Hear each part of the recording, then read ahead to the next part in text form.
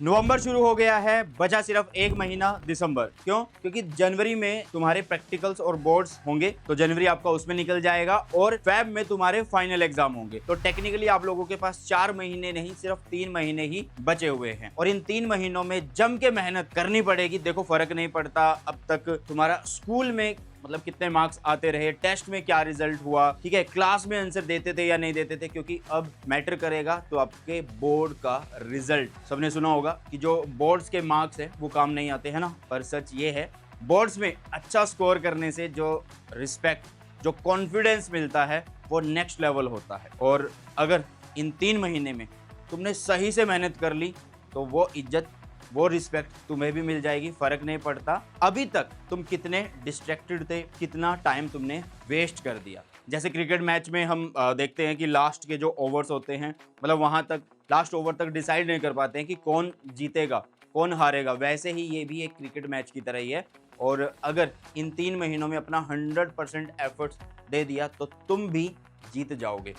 और अगर ये सोच रहे हो कि गैप्स में पढ़ लूँगा या लास्ट के जो मंथ से मतलब फेब के अंदर पढ़ लूँगा, तो भूल जाओ, क्योंकि ये 10th नहीं है और सिलेबस बहुत ज़्यादा है और कंपटीशन उससे भी ज़्यादा है। लेकिन अगर अभी से प्लानिंग करके पढ़ाई स्टार्ट कर दी तो 90+ लाना मुश्किल नहीं है। इसीलिए ये वीडियो बना रहा हूँ ताकि तुम्हें एक क्लियर रोड मैप मिल सके कि इन 3 महीनों में कैसे प्रिपरेशन करनी है। तो वीडियो एंड तक जरूर देखना है, लेकिन अभी के लिए कमेंट करो आई विल स्कोर 90+। मुझे भी तो पता चले कितने लोग सीरियस हैं अपनी पढ़ाई को लेकर। तो चलिए चलते हैं मेन मुद्दे के ऊपर और अपनी जो 3 महीने की, लास्ट 3 महीने की जो स्ट्रेटजी है उसको डिस्कस करते हैं। इसमें जो पहला महीना है, देखो भाई, यहाँ पे जो पहला महीना है नवंबर, सबसे इंपॉर्टेंट रहने वाला है। ये वो टाइम है जिसमें तुम्हें अपना बेस स्ट्रॉन्ग करना है। मतलब ये मंथ आपका फाउंडेशन मंथ होने वाला है। मतलब इस मंथ के एंड तक, या मैं बोलूं कि पूरा नवंबर खत्म होने तक, लास्ट जो दिन होगा नवंबर तक, तब तक आप लोगों का पूरा सिलेबस रिवाइज हो जाना चाहिए, या फिर बोलो कि पूरा सिलेबस कंप्लीट हो जाना चाहिए और रिवीजन बेस बिल्कुल रेडी होना चाहिए। अगर सिलेबस अभी तक कंप्लीट नहीं हुआ है तो डेली एक रियलिस्टिक प्लान बनाओ जिससे तुम सिलेबस कंप्लीशन प्लस उसकी प्रैक्टिस या रिवीजन को इक्वली टाइम दे पाओ। एग्जाम्पल के लिए, सुबह एक नया टॉपिक पढ़ो, दोपहर में उस चैप्टर के एनसीईआरटी प्लस नोट्स रिवाइज करो बेटा जी, और शाम को उसके प्रीवियस ईयर क्वेश्चन, पीवाईक्यू या एग्जाम्पलर प्रॉब्लम। और एग्जाम्पलर में सारी चीजें आपको नहीं करनी, सिर्फ एमसीक्यू वगैरह के जो क्वेश्चंस होते हैं वो आपको करने होते हैं। सिलेबस कंप्लीट करने का मतलब सिर्फ पढ़ना नहीं है कि आपने बस थ्योरी पढ़ ली, बस बात खत्म हुई। मतलब ये है कि तुम्हें हर कॉन्सेप्ट समझ में आ रहे हो और उसके क्वेश्चन कॉन्फिडेंटली अटेम्प्ट कर सको। और हाँ, डिस्ट्रैक्शन हटा दो यार, सिर्फ 3 महीने के लिए सोशल मीडिया छोड़ो और अपनी एनर्जी पूरी पढ़ाई में डाल दो। एग्जाम के बाद मतलब रिजल्ट आने तक आपको काफ़ी टाइम मिलने वाला है, बहुत टाइम मिलेगा, तब यूज़ कर लेना यार। जो भी चीज़ चलाना चाहते हो, इंस्टाग्राम, वाईटी शॉर्ट्स, जो भी चलाना चाहते हो, ठीक है। अपना टाइम टेबल ऐसे रखो कि हर सब्जेक्ट कवर हो पाए। जैसे कि अगर मैं आपको एक एग्जांपल दूं, एक दिन फिजिक्स प्लस केमिस्ट्री, मतलब एक दिन आप फिजिक्स और केमिस्ट्री दोनों कर रहे हो और नेक्स्ट डे जो है आप मैथ्स, अगर आपके पास बायोलॉजी है तो मैथ्स बायोलॉजी में से कोई एक ही करना होगा, प्लस में इंग्लिश कर लो, ठीक है।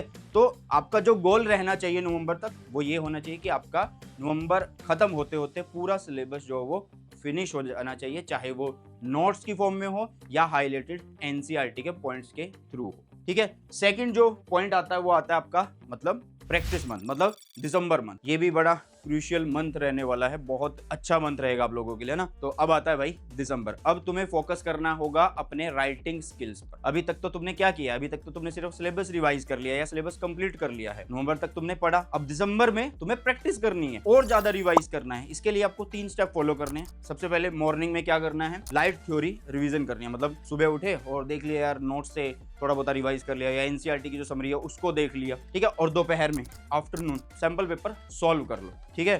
3 घंटे का, बिल्कुल जो 3 घंटे का स्लॉट होता है वैसे सैंपल पेपर को सोल्व कर लो, ओके। आप सैंपल पेपर नए वाले भी लगा सकते हो या पिछले 5 साल के जो पीवाईक्यू आए हैं सीबीएसई की बोर्ड है उसकी साइट से आप डाउनलोड करके पूरा एक जो पेपर होता है उसको भी लगा सकते हैं। और फिर आपका क्या होना चाहिए, इवनिंग में उस पेपर को एनालाइज करो कि कहाँ पे गलतियां हुई हैं, उन गलतियों को नोट करो और उन टॉपिक्स को भी देखो जिनमें आपकी गलतियां हुई हैं। नेक्स्ट डे उनको रिवाइज करो। याद रखना, बोर्ड्स में याद चाहे कितना भी हो, अगर अच्छे से लिख के नहीं आए तो मार्क्स नहीं मिलेंगे यार। ओके, और अपने इंग्लिश या ऑप्शनल सब्जेक्ट को इग्नोर मत करना, वहीं वो ऐसे सब्जेक्ट्स हैं जो आपकी परसेंटेज को बढ़ाते हैं। ठीक है, कई बार बेस्ट ऑफ 5 काउंट कर लिया जाता है। दिसंबर के एंड तक कम से कम 3 से 4 full syllabus sample paper solve कर लेना। और अगर प्री बोर्ड्स होने वाले हैं तो उसके लिए ऐसी तैयारी करो मतलब कि उसको फाइनल एग्जाम की तरह मान। इस मंथ से तुम्हें अपना मतलब स्लीप शेड्यूल जो है वो भी चेंज कर देना चाहिए। मतलब आप लोगों को अब ये नहीं है कि 8-8, 9-9, 10-10 घंटे की नींद ले रहे हो। कम से कम 6 घंटे की प्रॉपर नींद लो। ब्रेन को रेस्ट भी चाहिए होता है, तो 6 घंटे की नींद जरूरी है। और बोर्ड्स के, जैसे कि आपको पता है यार, बोर्ड्स के जो टाइम है मतलब पेपर का टाइमिंग जो होता है वो सुबह के टाइम होता है, तो वैसी ही आदत बना लो अब अपने, है ना, क्योंकि फिर सुबह वैसा ही रूटीन फॉलो करना अगले 3 महीने। सुबह जाना होगा, फिर पेपर देना होगा, है ना। तो अभी से अपना रूटीन वैसा ही बनाओ और उसी टाइम पे सैंपल पेपर लगाओ। ठीक है, फिर इसके बाद आता है हमारा एग्जीक्यूशन वाला मंथ जो कि जनवरी है। इसमें आपको 3 चीजों के ऊपर सबसे ज्यादा ध्यान रखना है। ये मंथ प्री बोर्ड्स और प्रैक्टिकल से भरा हो सकता है, लेकिन इसमें भी अभी मतलब आपको पढ़ाई अपनी जो है वो कंटिन्यू रखनी ही होगी। प्री बोर्ड्स में मार्क्स कम आए तो टेंशन मत लेना। ये मत सोच लेना यार प्री बोर्ड्स में मैं कम नंबर आ गए या फेल हो गया हूँ तो मैं फाइनल में कुछ नहीं कर पाऊंगा। वो फाइनल रिजल्ट नहीं है, take it as a feedback की तरह उसे लेना है। तुम्हें अपनी वीकनेस आइडेंटिफाई करनी होगी कि कहाँ पे तुम्हारी कमी रही है और उन पे काम करना होगा। तो इस महीने में एग्जीक्यूशन वाला जो महीना है ये आपका जनवरी मंथ है, इसमें आपको 3 चीजों पे ध्यान देना है। एक तो आपको मिस्टेक नोटबुक बनानी है। हर पेपर में हुई गलती को यहाँ पे आप लोगों ने लिखना है और उसका जो भी करेक्ट कॉन्सेप्ट है उसको लिख लेना है और 2-3 बार उस गलती को मतलब जो करेक्ट कॉन्सेप्ट आपने बनाया उसको रिवाइज कर लेना। बोर्ड्स के एक दिन पहले ये नोटबुक बड़ी आप लोगों के काम आने वाली है, बहुत काम आएगी, ट्रस्ट मी। दूसरा है बेटा जी फॉर्मूला प्लस डेफिनेशन कॉपी। हर जब सब्जेक्ट के इंपॉर्टेंट फॉर्मूला, या फिर केमिस्ट्री की बात करूँ तो उसमें रिएक्शंस होते हैं, है ना, उनको अलग अलग बुक में मत लिखो यार। मतलब फिजिक्स के फॉर्मूला अलग बुक में और रिएक्शंस केमिस्ट्री की अलग बुक में नहीं, एक ही बुक लगाओ, उसी में ही फिजिक्स के भी फॉर्मूला लिखो और उसी में ही केमिस्ट्री के और मैथ्स के या जितने भी फॉर्मूलाज है वो सारे लिख दो, इवन रिएक्शंस भी लिख दो, लेकिन कॉपी एक ही रखना सबके लिए। अब उसके बाद आपको करना क्या है, डेली 15 से 20 मिनट उसको रिवाइज करो और बाकी जो भी टाइम आपके पास फ्री मिलता है उसको देखते रहो कि हाँ यार ये चीजें हैं, ये चीजें इस तरीके से। और तीसरा पॉइंट आता है यार फुल पेपर प्रैक्टिस। ठीक है, और ये जो फुल पेपर प्रैक्टिस है ये आपकी वीकली हो, ये ज्यादा सही रहेगा, है ना। कैसी हो बेटा जी, ये वीकली होनी चाहिए, वो ज्यादा सही रहेगा। करना क्या है यहाँ पे आप लोगों को, हर संडे एक फुल पेपर लिखो, टाइमर के साथ लिखो, टाइमर लगाओ सामने, उससे आपको पता लग जाएगा ना कि कितना टाइम बचा हुआ है, कितने टाइम में आप पेपर को पूरा कर रहे हो। पहले टफ लगेगा पर ग्रेजुअली स्पीड और कॉन्फिडेंस दोनों बढ़ेंगी और राइटिंग स्किल्स भी बढ़िया हो जाएंगी यार। दिक्कत क्या है, जब इतनी प्रैक्टिस इतनी मेहनत करोगे तो सब कुछ बढ़िया ही होगा। जनवरी के एंड तक कि मतलब तुम इतने कॉन्फिडेंस पे आ जाओगे कि कोई भी पेपर आ जाए बिना पैनिक किए उसे आप लिख पाओगे। अब कुछ स्मार्ट स्टडी टिप्स मैं आप लोगों को देना चाहूँगा जो कि सच में काम करती हैं यार। स्मार्ट स्टडी टिप्स वो हैं, सबसे पहले NCERT, ये आपकी बाइबल है। 90% क्वेश्चन जो होते हैं NCERT से ही आते हैं, उसको अंडरलाइन करो, हाईलाइट करो, रिवाइज करते रहो। साथ में प्रीवियस ईयर क्वेश्चन, कितने साल के प्रीवियस ईयर क्वेश्चन लगाने हैं, पिछले 2-3 नहीं, मैं 4-5 साल से बोलूँगा कि पेपर का जो लेवल है, क्वेश्चंस का लेवल है वो बढ़ चुका है। तो कम से कम लास्ट 5 ईयर्स के जो PYQ हैं वो आप लोगों को सॉल्व करने हैं। ठीक है, पैटर्न और फ्रिक्वेंटली आस्क्ड टॉपिक्स समझने के लिए, मतलब आपको पता लग जाएगा कि यार CBSE किस पैटर्न को फॉलो कर रहा है और कैसे कैसे क्वेश्चन पूछ रहा है। साथ में बेटा जी नेक्स्ट आपके पास मार्किंग स्कीम को हमें समझना है। देखो हम क्या करते हैं कि 5 नंबर का क्वेश्चन है तो उसको 1-2 लाइन में खत्म कर देते हैं, 3 लाइन में खत्म कर देते हैं या बहुत लिख देते हैं। तो भाई ऐसा नहीं करना, आपको CBSE की जो मार्किंग स्कीम है उसको समझ लेना है। CBSE के मार्किंग स्कीम से देखो, ठीक है, एग्जामिनर क्या एक्सपेक्ट करता है, कीवर्ड्स, अंडरलाइनिंग, डायग्राम्स, हेडिंग, ये सब एक्स्ट्रा मार्क्स दिलवाते हैं। ओके बेटा, तो मार्किंग स्कीम को भी समझना बहुत ज़्यादा जरूरी है। और इसके अलावा प्रेजेंटेशन जो है वो मैटर करती है।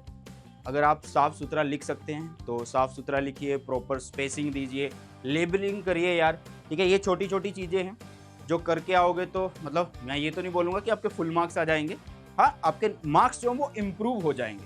ठीक है, तो बहुत अच्छा तुम लोग स्कोर कर सकते हो। ओके, इसके अलावा सेल्फ बिलीफ एंड माइंडसेट, ये दोनों मैटर करते हैं। कभी मत सोचना अब लेट हो गया हूँ या अब से कैसे हो पाएगा, नहीं, अभी भी टाइम है। अगर आज से फोकस शुरू किया तो तुम 90+ इजीली निकाल सकते हो। और लास्ट जो मैंने बोला माइंडसेट बहुत मैटर करेगा। इन लास्ट के 3 महीनों में तुम्हारा सबसे बड़ा वेपन है कंसिस्टेंसी, उसे यूज करना है बस, ठीक है। एक दिन पढ़ो, 4 दिन ब्रेक लो, कोई मतलब नहीं है यार, वो टाइम वेस्ट है। लेकिन अगर सिर्फ 6 घंटे ही पढ़ रहे हो लेकिन रोज पढ़ रहे हो तो आराम से 90 प्लस लेके आओ। कभी कभी लगेगा कि अब बस नहीं हो रहा, ये वही मोमेंट होता है जहाँ मतलब आधे बच्चे हार मान लेते हैं और लेकिन टॉपर कभी गिव अप नहीं करते। और अगर तुम्हें भी टॉपर बनना है, 90 प्लस लाना है, तो तुम भी मत रुकना। और जब भी डिमोटिवेट फील करो तो रिजल्ट वाले दिन को इमेजिन कर लेना, सोचना रिजल्ट डे पे अपना नाम टॉप लिस्ट में, देख के कैसा लगेगा ना। कई बच्चे होंगे डिमोटिवेट फील करते रहेंगे। भाई सीधा बस रिजल्ट वाला दिन इमेजिन करना है, अपने माँ बाप के जो सपने हैं वो इमेजिन करने हैं कि उनको क्या खुशी होगी उस दिन जब आपका लिस्ट में बढ़िया नाम आ रहा होगा कि हाँ यार बढ़िया तरीके से बच्चे ने फोड़ दिया अपने बोर्ड एग्जाम के। बस अब मैं आपको यही कहना चाहूँगा, अब करना क्या है, नवंबर में आपको अपना सिलेबस कंप्लीट करना है, दिसंबर में रिवीजन करनी है, मतलब वो प्रैक्टिस के थ्रू करनी है, और जनवरी में अपनी जो कमियाँ उनको एनालाइज करना है, उनको नोट करना है, उनके ऊपर काम करना है, और वीकली आपको सैम्पल पेपर लगा देनी है। ओके बेटा, बस इतना कर लो, और जब फैब में बोर्ड पेपर देने जाओगे तो एग्ज़ाम हॉल से हंसते हुए निकलोगे।